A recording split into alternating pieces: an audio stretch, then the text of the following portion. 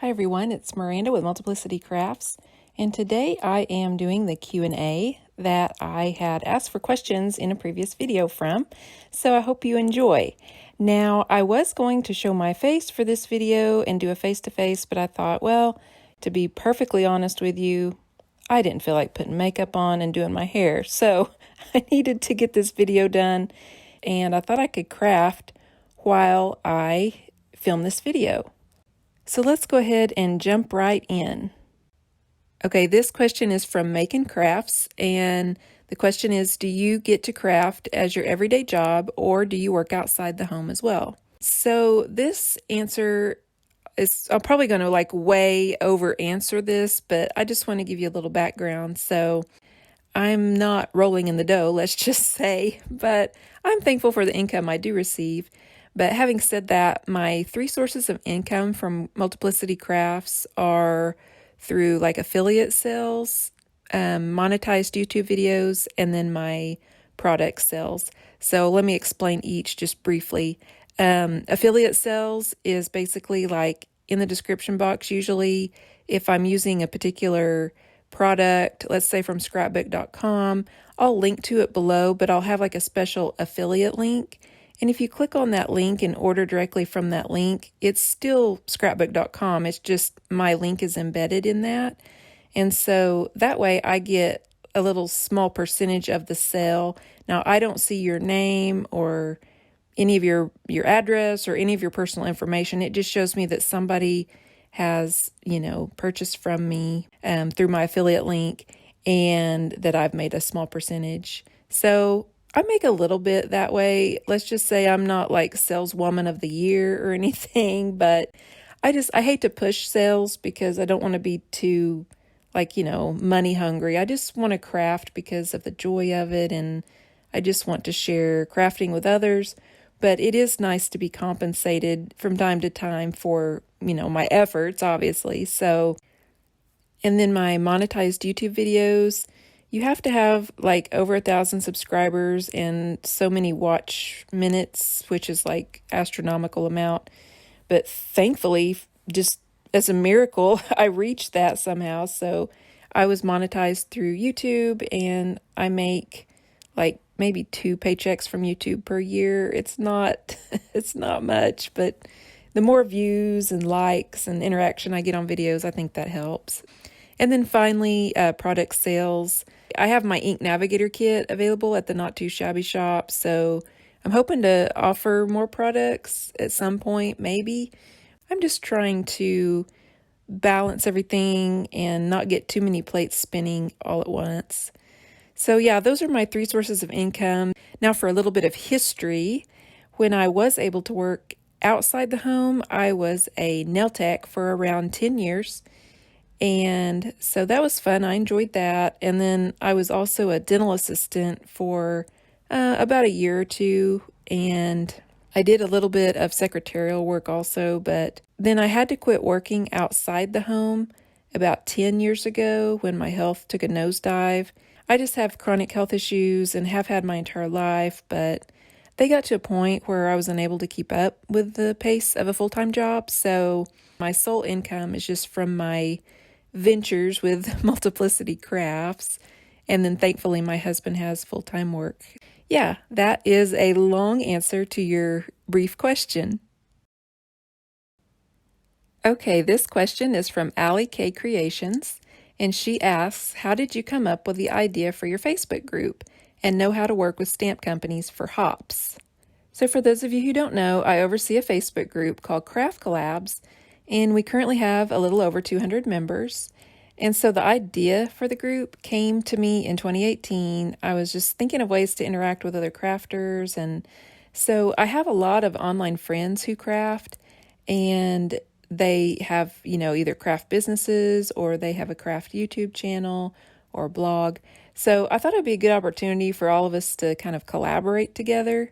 And to be honest, I can't say that I'm a pro at working with craft companies, but I do believe in promoting small businesses and the industry and my craft friends that I really, really cherish. And so I wanted to make a little platform for us to be able to collaborate together, and that'll help all of us, grow our YouTube channels and enjoy the interactions. Anyway, what I do is I just contact craft companies that stand out to me and just ask them, could we possibly collaborate together? I really wanted to create a Facebook group for this purpose solely.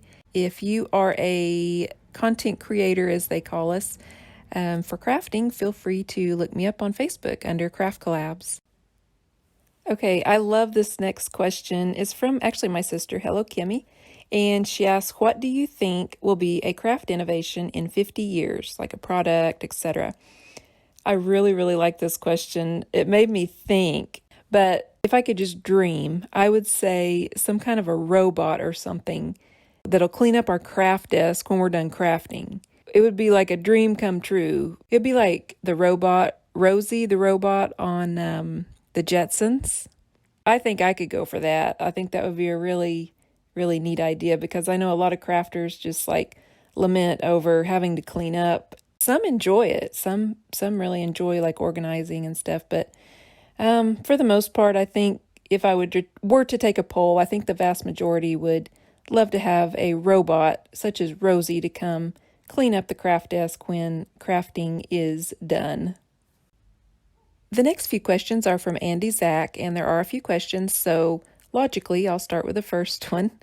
The first question is, any craft companies that you weren't happy with due to the quality of the product, customer service, shipping times, cost, etc.?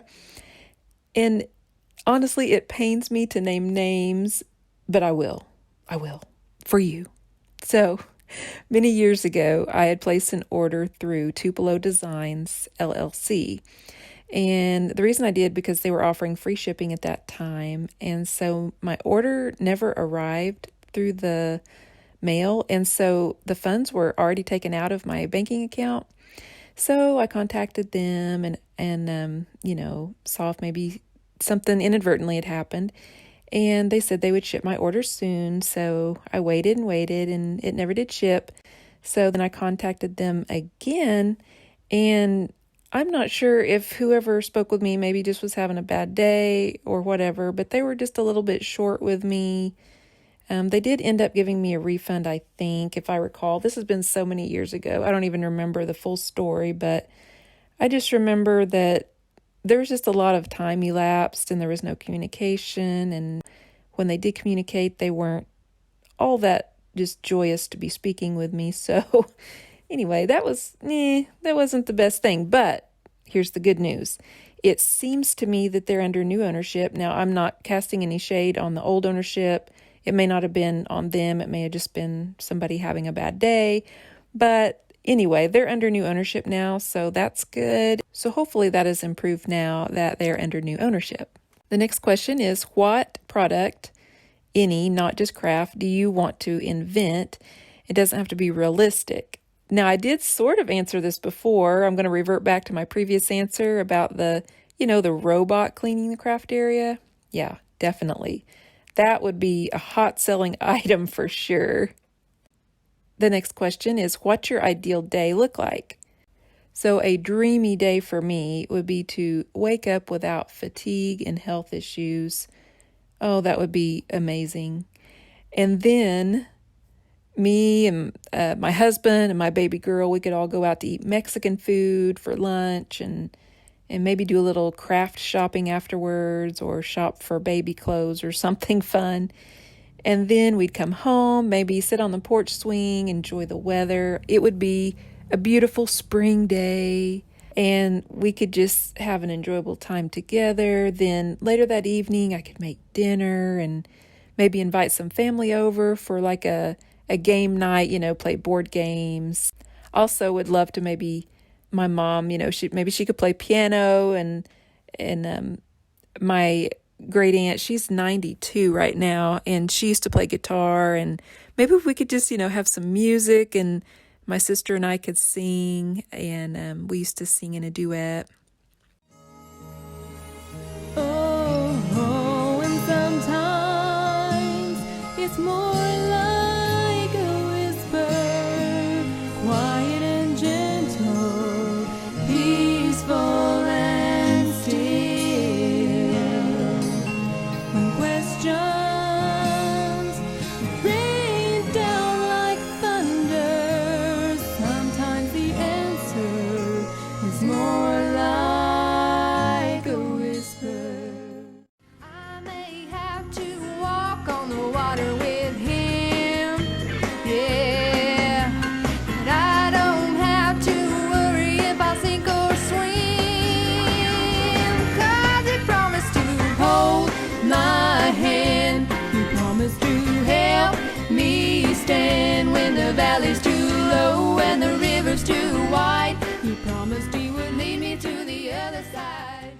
And so maybe we could sing some gospel music, and then afterwards we'd wind down by watching the Andy Griffith Show, the good old black and white Andy Griffith episodes. And, I might do a little crafting that evening. And then I'd say a good way to wind down would be just to say some evening prayers and then head to bed a little bit early for a peaceful night's sleep. No insomnia. Beautiful, beautiful sleep. Would love that. That would be a great day. Another question from Andy Zach is, what is your biggest crafty regret? I would have to say not purchasing an ink blending brush sooner, namely the one from Pink and Main, the ergonomic blender brush. It has made me look like I totally know how to ink blend seamlessly with an airbrush effect, when in reality, I am not a good ink blender at all. So definitely the ink blending brush purchase, that has been like my biggest regret, that I didn't try that sooner. There are a couple more questions here from Andy Zach. One is, what craft product are you saving up for right now? And shockingly, I don't save up for craft products. I am a bit of a minimalist. I try to use what I have. And now if we get a little money back on taxes or something, I might treat myself or splurge a little bit, but I just prefer not to spend too much money on myself. I would just rather spend the money on others and on my little baby girl. But if I were to splurge, I would probably get a Cricut Joy or a Gemini Junior. And then the final question from Andy Zach is, any fads you wished you had skipped, like supplies that are unused, etc. So yes, washi tape, but thankfully I didn't buy too much of that. I have had, a few projects where I've incorporated it into projects, but I just seem to have a hard time finding uses for it. So I would say probably the washi tape fad is the one maybe that I could have skipped out on. Jeannie Ellis asks, how did you come up with the Ink Navigator kit? Great idea. I was inspired to design the Ink Navigator kit in 2019, and that's when I was making my Christmas cards that year. And I kept ruining my cards. I would get inky fingerprints on them. And so I thought, well, if I only had like a handle of sorts that I could affix to the ink pad and then just rest my ink pad somewhere in between stamping, then my problem would be solved. So I thought this would also be useful for a lot of people in the craft industry that maybe have dexterity issues. I know sometimes my wrist will give me a little bit of issues, so I thought, well, hey, that way they can just, set the ink pad down. They don't have to keep rotating their wrist back and forth. And then the ink pad would also be on there so they don't have to, like if you have arthritis in your hands or whatever, you wouldn't have to stretch your fingers so far to hold the little thin, narrow edges of the ink pad very precariously. So anyway, I just thought that it would be very helpful, not only for me, because I'm klutzy, I do have, I don't really have dexterity issues, but I do have a few wrist issues. But my thing is I'm just klutzy, so I needed something to where I wouldn't keep ruining my cards. That's how I came up with the idea for the Ink Navigator kit. The next couple questions are from Shelbelle. What are your best organization tips? And I would say it's key to be a bit of a minimalist. Just don't get too many things where it starts getting cluttery. Just buy the things that you're going to use. And then on paper, I usually cut my scraps down into my top 3 most used sizes. And then as far as stamps, I just keep them all like in a bin so they're easy to flip through. Now I have more than one bin now, but I just try to keep them organized like that. And then I do have a few videos posted that I show how I store my stamps and dies. If you're interested, I've got a playlist for organization and storage, but basically I just try to keep them, all in that bin so I can find them easily. That would be my best organization tips. And Shelbelle also asks, are you a messy crafter or a neat crafter? And if klutzy counts as messy, then I'm definitely that. But I do try to keep a corner of my desk dedicated to like little bits of paper and trash and things of that nature when I'm crafting, so that way it's easier just to swipe it all off into the trash can all at once rather than having to, be so particular and put it in trash one by one. So that's basically what I do there. And then as I'm like trying to put my products away when I'm done with them, I try to keep everything within reach. Like I have a little shelf over my craft desk that I try to put like things that I need to get to easily right there, so that helps kind of keep me neat-ish. But I tend to err towards the side of, yes, being a messy crafter. And then there were 3 questions that came in from Maribel or Maribel. Maribel, maybe. Oh man, I'm probably just butchering that. Anyway, Mary from Instagram, she asks, how do you find crafting time with a little one around? And for those of you who don't know, my little miracle baby is now 1.5 years old. And my husband and I were married almost 18 years before we had her.